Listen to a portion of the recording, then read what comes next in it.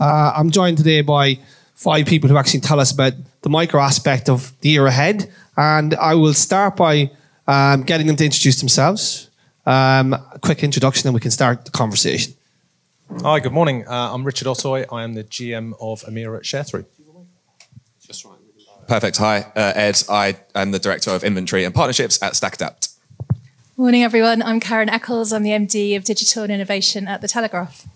Hi, everyone. I'm Celine Saturnino. I'm the MD of Total Media. We're an independent agency. Hi, I'm Tim Willcox. I'm the UK Regional VP of Pubmatic. All right, we're going to start with probably the subject of the year. You're going to hear about this for most of the year. Sustainability. Everybody's piling into it. But it'd be interesting to get to know the panel's perspective on this, because we're seeing increased investment from ad tech companies and technology to help with that. We're seeing increased sort of activity from the buy side, from brands, from agencies.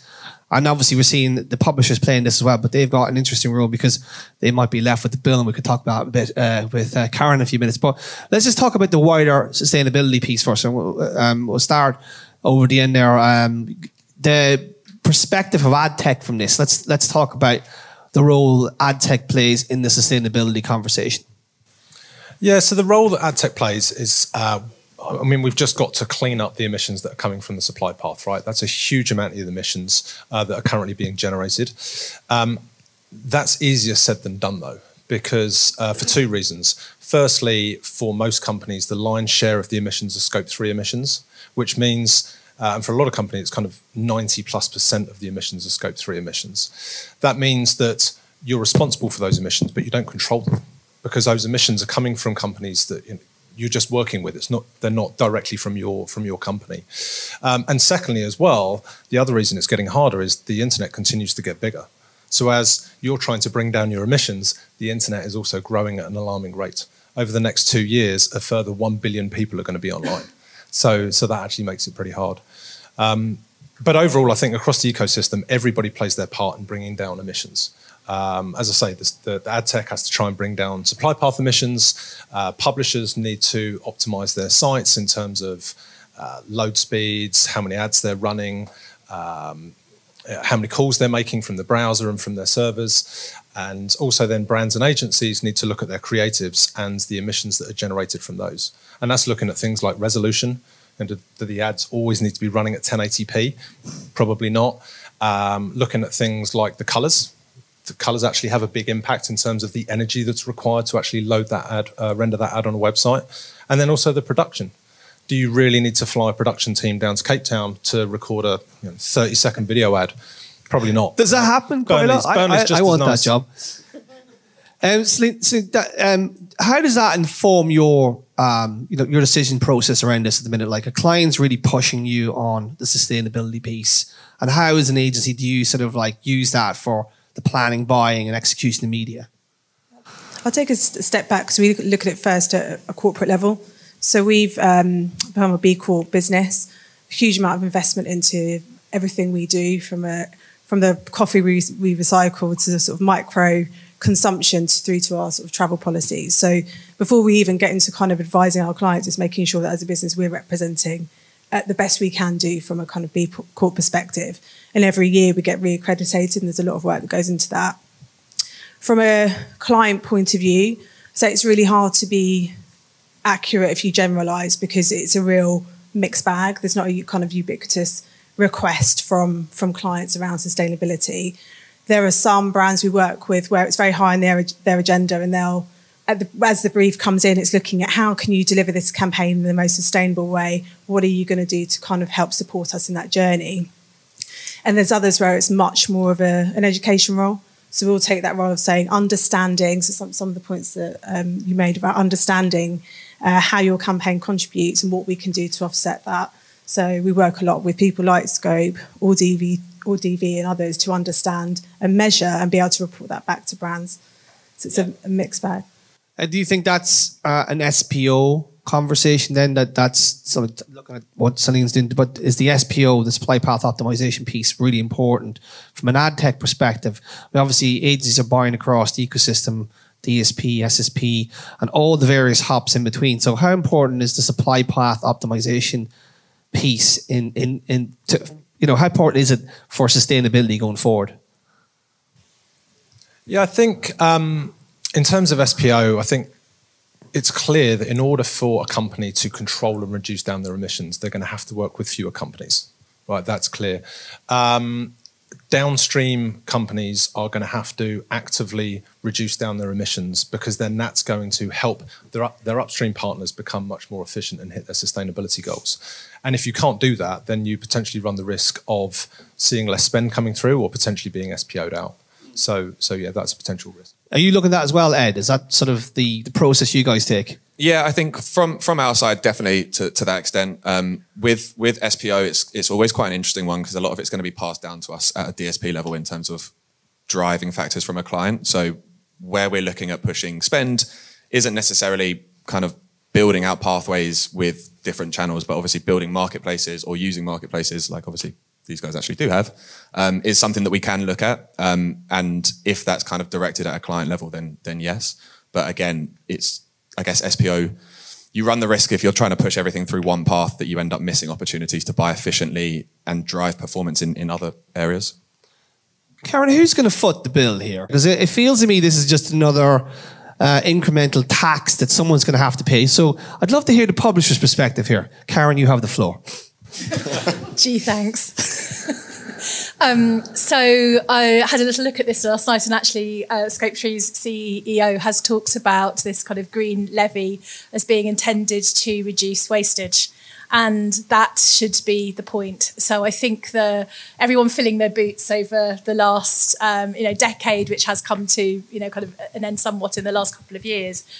The spray and pray approach to the open marketplace, the fact that so many kind of actors were brought in to police what had become quite bad practices. So I think what we need is a reset to really think about what does good behaviour look like in this space. And then I agree with you, everyone along the path should foot part of that bill, but it really should be about the point of increasing better behaviours and reducing the wastage that is causing, the problems in the first place.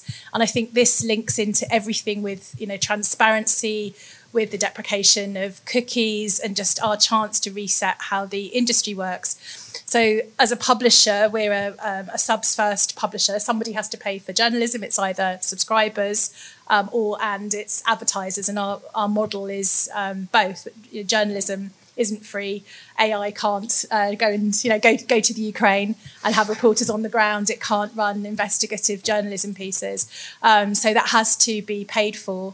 But as a publisher, you have a choice about whether you have 10 ads on a page with, kind of pop-ups, we all know them, kind of, all over each other, that you sell very cheaply. Do you have one ad that maybe fits the environment very well, that is well targeted, and a brand has paid for properly? And then as part of that, yes, we can contribute to what we need to in terms of, any sort of taxes or fees to reduce emissions. But I think that, the choice about spend and the choice about consumption and how the industry works in terms of just how much is out there, very cheaply accessible and still quite poorly policed, is a bigger issue. Tim, do you think that that is going to lead to an inevitable consolidation of the supply chain? So at the minute, right, you have like 20 SSPs in the market. You might have a bunch of sort of intermediaries in between. So do you think that maybe this dovetails with sustainability, that we're going to inevitably have to consolidate that supply chain? And is this the year we're going to see SPO really come of age? Yeah, I think so. And I think every time that we at Pubmatic are asked to partake in either an RFI or questions around just SPO in general, sustainability is a key part of that. We get asked what we're doing in terms of our part, and I completely agree around the piece that everyone has to sort of contribute towards that. Going back to your original point on, the Scope 3 piece, I've sort of seen the way that this is being billed, and I don't want to call it greenwashing either, but it does feel like it is a bit greeny and a bit washy. Because they can use that phrase if you want to. I'll talk to Brian later on about that. Yeah, I'm happy for you to say that, Ciarán, rather than me. But yeah, I mean, look, it looked like to me that publishers were being forced to foot the bill, and I don't think that's where it's all coming from, to be quite honest. So to answer your question to me, which was, you know, around is SPO going to be a key driver? Yes, I think so. And I think, you know, working with less technology partners, whether we like it or not, is going to drive down the sustainability footprint. Yeah. So just shifting, sorry. Yeah, sorry, I was just going to add to that in terms of the consolidation piece. So from my point of view, I think what the last 10 years has taught us is that companies are very, very good at adapting their businesses to market changes in order to still be relevant and continue to work with your clients, whether that's advertisers or whoever that might be. So I think I'm a little bit reluctant to say there's going to be this mass wave of consolidation because of sustainability. I don't know if we necessarily will see that. But having said that, from an SSP point of view, and this is probably less about sustainability, if you don't have a clear differentiation in the market and you're just seen as a mass pool of supply, then you're probably going to struggle. Because on the buy side, they don't have a supply problem. Yeah, I was just going to add to that because I've seen a lot of negative stories about SSPs, and there's plenty of problems on the sell side to fix. So if you're, you know, as you say, if you're fixing a problem, you'll be fine. Just shifting the gears a wee bit and talk about media allocation for 2023. I think we'll start with you because you've got all the money. So where do you see the sweet spots this year for allocation of your clients' money? Like, obviously, you know, we had the sort of the precursor about, you know, the big guys are going to keep all the cash. I'm not so sure about that. But is there sort of like sweet spots for you around the likes of CTV, the likes of retail media? You know, where are the bright spots away from some of those walled gardens? Those mega walled gardens, because obviously we've got some interesting players coming to the market, like Uber, for instance, who now are doing $1 billion run rate. That should have been noted. And all these new companies. So where were you seeing sort of new areas that you're going to allocate spend? I think just to comment on the macro trends we're seeing first, I think it's important that I'm still seeing a lot of brands approaching the year with quite a lot of nervousness. And actually that nervousness breeds into behaviours around investment. So we represent a number of different brands, but on the kind of cold face in the sort of FMCG area where they're definitely having a lot of challenges over overhead management, reviewing their costs, looking at their whole supply chain. They're all about, you know, help me to drive numbers as efficiently as you can. And that's similar for other categories as well. And in those sort of more nervous categories, it does breed into, to quote one of my clients. What do you mean by nervous? I love that one. Nervous categories. Nervous about their investments with a number to drive. I thought you were talking about a segment of media that's nervous categories. That's quite good, actually. That's I was going to use that one for my sketch this week. But in those categories, they still have numbers to drive. And to quote one of my clients, he's not here, and if you won't mind, he said, you know, we are addicted to the role of search, of Google, Meta. And I know people in here don't want to hear that, but that's the honest truth of there's a lot of brands that sit in that space. So there's still a lot of investment that sits there. But when we talk about kind of emerging trends and what are the new and innovative things that brands also want to see, there's lots of brands talking about how can you help us to build our brand and look at interesting ways to reach our audience. And that's where, you know, we're seeing connected TV is definitely at the margins. The areas like digital out of home, helping us to bring a really creative way of delivering your message into the environment is definitely something that's interesting. Ed, from still sitting on the buy side, you seeing the same yourself, or is there a bit of excitement around new media segments? Yeah, I think from our side, definitely the same there in terms of CTV and digital out of home, and probably echoing on the audience side in terms of how the brands get their message in front of more audiences that might traditionally have been in a traditional sense of media. And as you see that development, especially probably within digital out of home at least, you can start to pull audiences that were traditionally unretargetable into a retargetable environment and then push ROI forward, which might not necessarily have been as easy to extract before. From the SSP point of view, is it all about curation this year? Is that still a hot area, or is there new areas that you are plugging into, like that you see demand flowing into? Yeah, curation is one part, but then also just trying to drive better campaign performance for your advertisers through increased engagement, increased attention, things like that. All right. From Ciarán, just I want to talk about, because obviously the economy is a huge impact on how things are going to pan out from a publisher perspective. How is that affecting you guys? Because obviously you're at the tail end of the supply chain. You know, I mean, has that changed the way that you are doing business internally? Are you seeing subtle shifts? Because it's interesting that Ian talked about. I felt that you could take that sort of like Facebook, Google, behemoth piece, right? But I think that IDs and cookies are still going to have a massive impact on this space going forward. I don't think anybody, like, it frustrates me because most of the people in town are still indexing towards Chrome. Everybody's forgotten about Apple users. Literally the most valuable segment in the world. These people buy everything. Android people are povos. Apple people have money, generally speaking, right? There are exceptions to the rule. I'm one of them. But, you know, but to my point is... Exactly. So talk about that from your perspective. How is that changing how you do business internally in the Telegraph and from other publisher perspectives as well? Yeah, sure. So first off, just what we're seeing right now for clients and then how we're approaching this. So coming into this year, we have almost like our kind of digital business is polarized on the commercial side. So partnerships, which are 80% digital now. By partnerships, I mean where we have, you know, something that we agree with editorial in advance. It may be sponsorship or some kind of branded content, but we don't do anything without, you know, kind of blessing an editorial collaboration in advance now, and that is absolutely booming. So we've had the best quarter we've had in, you know, kind of recent memory, certainly in kind of, you know, recent years, and it's going through into H2. So what we're seeing there, I think, is brands investing in branding, in sort of, you know, setting out their stall, telling their big stories. Digital is strong, and we're actually upweighting our in-house digital team, but it's very, very short term. So it makes me nervous. We're hitting our numbers, but we kind of are never, we're not seeing that kind of visibility that we've got on the partnership side. And I think that's interesting because it's just reflecting, you know, kind of how brands are investing in the long term, and then performance is really short term. But it is still coming through to publishers.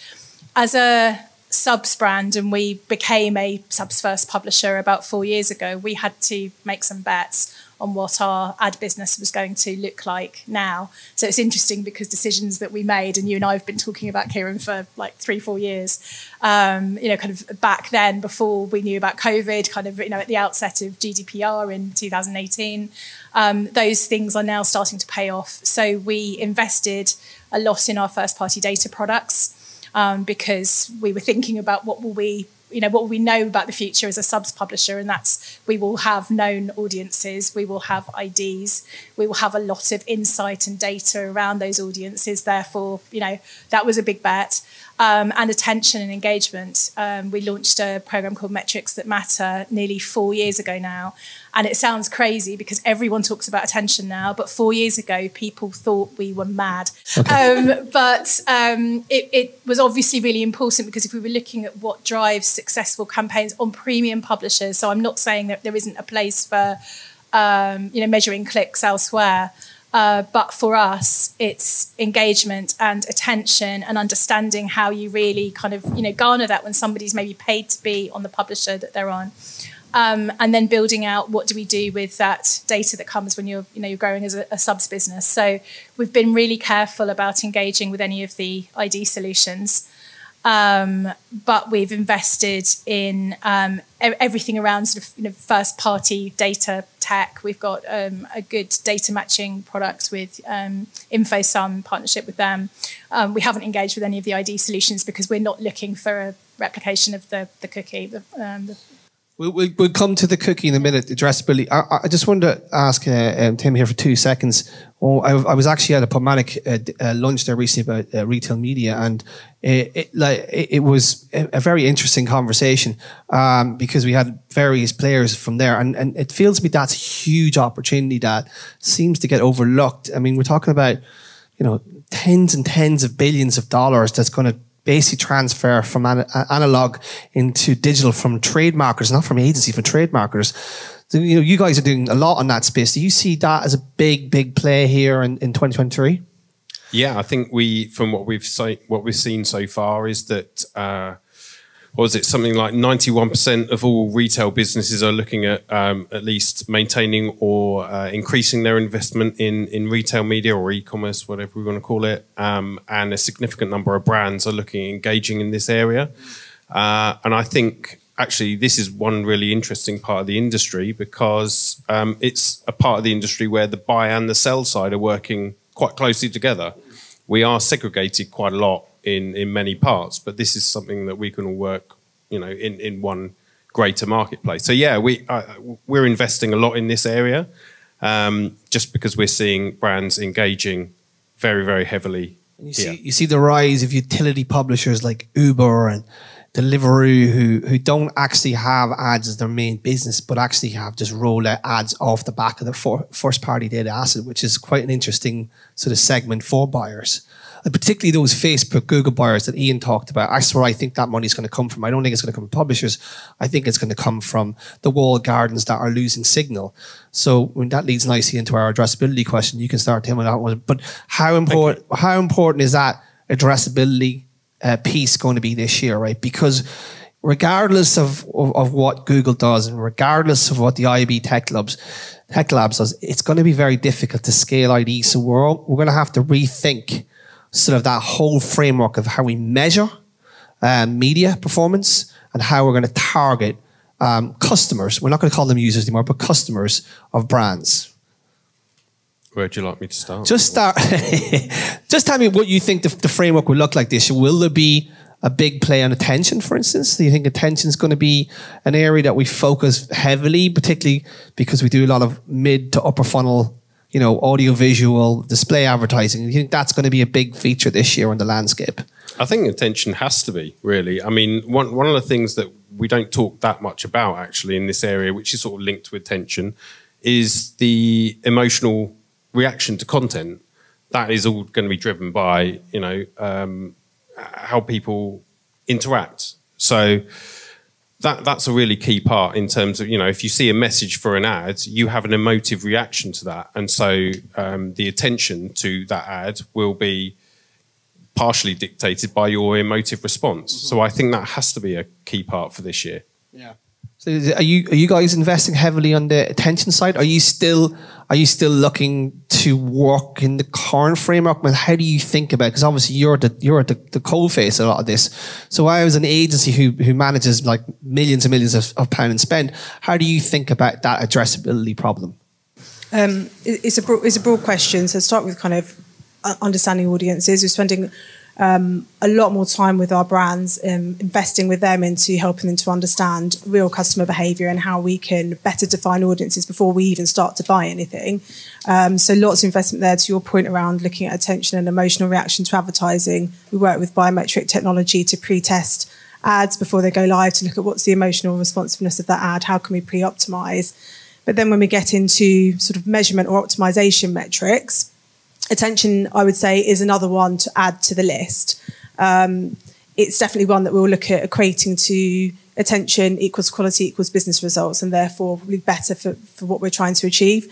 I would also say, though, that it can complicate the measurement matrix. There are already lots and lots of measurement metrics that go into a standard reporting field for a client, and for brands in particular, that another thing for us to measure, and actually what they want to know is revenue, hardline sales. So I think it's brilliant as a kind of a way to delivering quality advertising and optimization.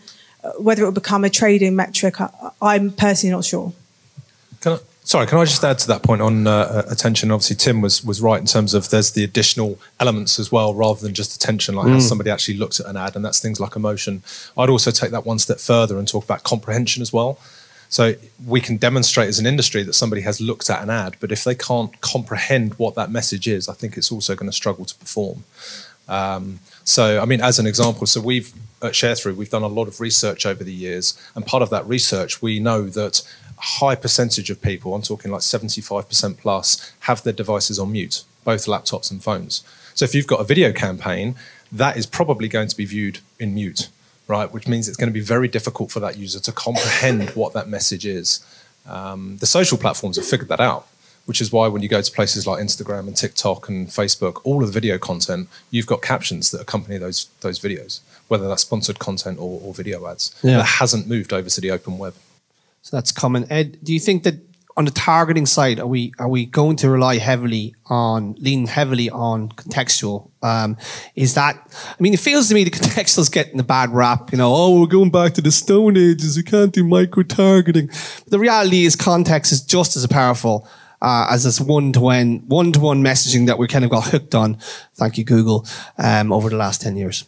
Yeah, I think, well, context is obviously, it's always got a really good place. And I think with the kind of addressable elements there, if you're in advertising into the right environments, you're going to get a better response rate anyway. But I think the reality is that we're going to have to work across both, like the interoperability of context and whether it's IDs or cookies until they go away, and merging all of this together is really the only option that we've got at the moment. I think with kind of metrics that we're targeted against, whether that's like CPC, CPA, CTR, etc., all of the C's, there's just not really any other way to measure a lot of that and actually to drive performance other than a bit of a mixture of both. Do you think innovations from the tech lab like seller-defined audience is a good step? I feel that there's some really, really interesting stuff you could do, like appending that to first-party data and then sending that as a signal to a DSP. I know that the telcos in Europe are trying to do some kind of like permanent ID on people's phone, which I can't believe they're even trying to do that. It's just lunacy. But from sort of SDA point of view, do you think that's the innovation we could look at? I feel that there's a ton of innovation to happen around context. I think we haven't even touched the size. There's so much we can do. And that's why I'm excited about ad tech. I think the next 10 years are going to be unbelievably exciting because if you take it from a macro point of view and you look at Google and you look at Facebook, they're losing signal, right? Facebook has lost the Apple signal. Facebook will probably gravitate towards our form of measurement because it won't be able to track users across site, cross device. Google will still have the Google ID, but for how long? I mean, they're being attacked from all circuits. But from a contextual point of view then, do you think the likes of SDA, there's so much more that we could do around this? Yeah, I definitely think so. With seller-defined audiences, there's kind of some limitations around like how individual publishers actually collate that information and then push it through. And then also, the trustworthiness of every single individual publisher that's pushing that through to you is just not probably the most scalable at the moment. But as a starting point, yeah, I think that's definitely a really interesting place to go. I think as well, so things like seller-defined audiences is great, and there's lots of great solutions coming through. The challenge that we've got is that we've still got third-party cookies, and I think advertisers are still struggling to move away Kill from the third-party cookie. Definitely hard to get them off. Because without, it's like a dagged horse with a bullet in its head. Yeah, a bit of tarp around it. Yeah. So I think, whilst those cookies still exist, I think we'll always struggle for adoption and then scaling these solutions. Ciarán, sorry, Ciarán, are you seeing that from your end? I mean, this is. I mean, like all the things that could happen, the good things that could happen to Ciarán are happening. All of it. It's first-party data, context, attention. I mean, like it's a good payday then in the Telegraph in the quarter, or the next couple of quarters, anyway. What's the question? I just say this is it. All these sort of things, all these factors are helping premium publishers. Will help premium publishers probably over the next couple of years. Yeah, absolutely. I agree. And we've had to make huge investments and it's been a really long play. So I've been involved in what does commercial look like at the Telegraph as a subs brand. You know, what were the changes we had to make to our products, our narrative, the way we think about it, the things we've had to stop doing. And I've been working at Telegraph 5.5 years. So it's not a quick win that we're profiting from this. I think publishers have invested in the technology and the solutions that are starting to surface better in the industry now, and we really welcome that. But it's taken a long time. Yeah, well, timing's everything in ad tech. Just shifting the gears then again, obviously responsible media is going to be a big theme this year. So 2 areas of focus is how do we get more money to proper journalism? And I'll make a note of a brilliant team of journalists that broke that story about the covert Israeli sort of election interfering social whatever it was. There was about 4 or 5 newspapers involved. Or actually, it was more than that. And I thought it was just a fantastic story. So I mean, it'd be interesting to hear from the panel about how do we make sure that journalism like that gets funded. So Tim, we'll start with you. Like, how do we make sure that, you know, there's been loads of incidents where, you know, blocking of specific keywords has kind of like killed publisher revenue, particularly when they're covering really important stories like that unfortunate bombing in Manchester many years ago when all those kids were killed. You know, they reported that, but the verification company started blocking ads and taking away revenue, and anything that's is taken away from the people who are actually reporting these important stories. So how do we as an industry try and improve the flow of money to those journalists? Is it the journalists or well, the publications actually, the publications with the journalists, so like the Telegraph or the Guardian or the top tier publishing companies? Well, I think it spans the whole industry, not necessarily just the top tier. I mean, we've got to think about, you know, the diverse owned publishers out there as well. But in terms of funding responsible journalism, look, I think there isn't an easy fix. There isn't like a sort of a silver bullet to this, I would say. But for us, we're engaging with both the buy side and the sell side with regards to like, look, you know, what are your key metrics for this year in terms of responsible media? Because the definition of that is vast, right? Responsible media could be sustainability, it could be minority-owned publishers, it could be, you know, just the stories themselves. So we need to actually set a roadmap as to what that looks like. Yeah. So is it just the journalism? Is it the actual publishers themselves? I think we have to actually make sure that we've got a framework in place, and we can't do that as one industry. We have to work with the buy and the sell side to pull that all together. Is there a strategy internally, Celine, around this kind of stuff, responsible journalism and making sure that money is allocated to like top tier journalists, publications and diverse publications as well? I wouldn't say there's a holistic strategy applied to all. What I think the role of agencies can be for brands is in sort of education and awareness one, understanding that when at a contractual level you have very severe ad verifications included, understanding what the implications of that are for the wider industry. But there's a lot of, from our point of view, brands, a lot of brands feeling quite anxious about their investments online and making sure their brand's protected, and that leads to quite restrictive ad verification. So I think it's having a conversation with the client at the point of starting engagement, saying, do you understand the implications of these restrictions on the industry as a whole? What are the ways in which we can work with you to mitigate your risk, but also support the industry? So I think that's where I see our role as a business, is working with ad tech on that side, but also working with clients on point of understanding and knowing the opportunities across the whole piece. Yeah, and how important is that education piece that Celine talked about? Yeah, I think from our side as well, really important. I think we obviously work with hundreds of thousands of publishers, and we see so much from a well, even just a request volume perspective that comes through. So having the learnings on our side in terms of what's worked previously with other campaigns, with other brands, and being able to kind of pass that back and give that as an educational piece is definitely something we can help with. Just an interesting one, Richard. Could you productize that? Like, I mean, that feels to me like that's a product that buyers would want. I mean, you know, Celine's trying to sit in with our clients, go, we need to do more around this. How can we help? And then it's like, you know, you buy via a DSP to an SSP, but surely there's a play around here, and I'm giving you a couple of ideas here, so you can pay me later on, but surely there's a play around aggregation and curation, right? If I was building an SSP product now, I'd be going to say, let's build like ESG curation segments or ESG curation publishers.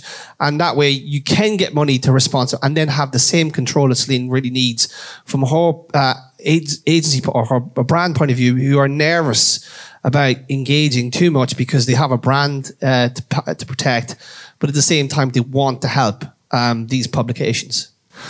Yeah, I think curation is a good place to start. It also helps publishers and SSPs form closer relationships with the buy side, with brands and agencies. Also, by spending through deals, that means more money is going to flow through to the publisher to support, you know, this quality journalism.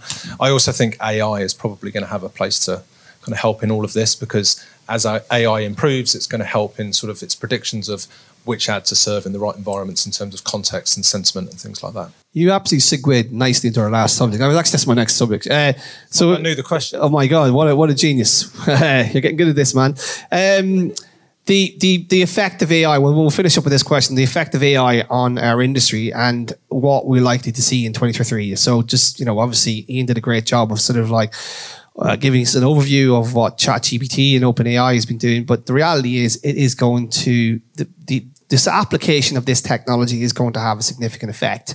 And I think in a good way, because it's more a productivity tool, I think, than something that's going to basically, disrupt the industry and take our jobs. So I want to start with the publisher point of view, because obviously a lot of publishers have been in the news, like BuzzFeed basically said they're going to use AI to ChatGPT to write quizzes, and their stock price doubled, which was incredible. I don't know. It was at a pretty low level, in fairness. It didn't take much to move the stock. But from a publisher point of view, I'd be interested to hear, where do you see it helping your business? Because I think like there's this negativity around it. There's the tabloid journalist thing, like the New York Times guy who had a conversation with this AI who basically ended up telling him to leave his wife or him or her or it or whatever it wants to sort of call itself. But like, I feel if you ask anybody a loaded question so many times, whether it's a piece of software or an individual, you're going to get the desired answer you want, But anyway, that's aside. I want to talk about publishers, how they're using that technology or how they will. So I checked in with editorial on this, and they said, yes, we're looking at use cases and considering. I think using AI tools like ChatGPT to improve efficiencies to be able to cover more ground than we can, maybe at the moment. But the fact is that we and other premium publishers in our set are investing more in journalism, more in newsrooms. We're actually seeing, going back to the previous question, we're seeing more investment in news, way more advertising happening in news environments, safe news environments than we would have seen 3 or 4 years ago. So I think it's more about the role of a publisher isn't to think about our future as answering the question, what time is kind of something on, or what was the result of something. It's about what's the background, what do the experts say, what's going to happen next. So anything, my personal view is anything that can make the sort of more, day-to-day less, something that needs less of a professional journalism's, touch on it, to become automated, and where we can put more time for journalists to go and chase the real stories where you need that profession to go and investigate and write, then, that's a good thing. But it's not really making a flicker on the horizon for us at the moment. But yeah. From like, just look at the buy side, like from an agency point of view, it could help a lot, right? With the creativity process, right? In terms of like optimization, the planning process, because media plans are getting more complicated because of the fragmentation. It could help inform that process. And then from an execution side, you could argue that like, loads of those sort of AI marketing solutions, whether like, Scibids or Chalice or 59A actually are doing some interesting stuff around bid optimization. So, I mean, as an agency sort of a senior exec, it must be exciting that there's lots of application potential here. Yeah, definitely. I think from my point of view, as a business, we're always being asked to do more for less. Well, it's just the way of the world. So anything that helps us with optimization of our ability to deliver things quickly, more efficiently and effectively is great for us. And I think businesses like Skybids are great. They offer a way of delivering a high level of optimization in Pubmatic. It's a very interesting business.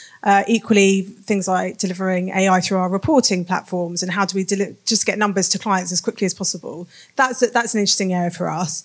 When it comes to applications in media, I think it's a little bit wait and see. I was very interested in the first example that Google gave, which is, I don't know if you guys saw it, but which was an Ottoy one, where it was basically bringing conversational search to Google through for auto. So it's basically supporting consumers who are sort of trying to decide on what type of electric car you might need and being able to ask it questions about functionality, etc. And I thought, well, that's cool. That's really interesting. And I think it feels like a practical application and it's useful. And going back to like, what's the future of AI? It has to be useful and have a benefit. At the same time, I have a number of concerns about AI and where it's going. Skynet. Are you going to go there? Are you? No. More. It doesn't, by its nature, have the ability to define between what's fact and fiction. So all of those types of things obviously raise a number of concerns about long term. How do we manage that? But it isn't really what it should be looked at as an enabler rather than like the voice of God. I think if it's the voice of God, we're all in trouble. But as an enabler, it's interesting. So I mean, if you think about ChatGPT and Microsoft and what Google are doing with Bard, is it Bard or Baird, whatever? It's more of sort of like, give me 5 hotels in this place I'm staying, and here's the 5 hotels, and then it should tell people where it's used its specific data to get to that answer. So like, one of the things I think they're missing is like, should like the publications get a stamp of approval? This is being used to power the ChatGPT answers, and then get like SEO juice attached to it. I think that's where we're going to go. There's going to be second, third order and fourth order effects that we haven't even thought about, like referral traffic, right? Where do all the SSPs get the traffic now to monetize their inventory?